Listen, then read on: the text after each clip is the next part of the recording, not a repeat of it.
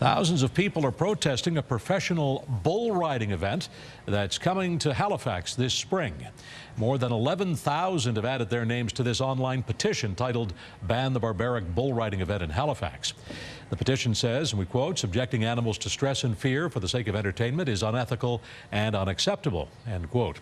The SPCA says it has been approached by many animal activists. It is tonight reiterating its stance on the use of animals for entertainment.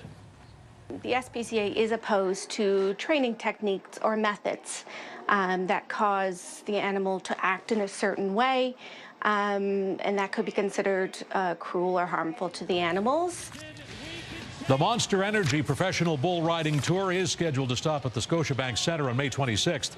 In a statement to CTV News today, Professional Bull Riders CEO says the company has a stringent animal welfare policy to ensure the health, safety and welfare of the animal athletes, adding, "These bulls are not agitated or harmed in any way.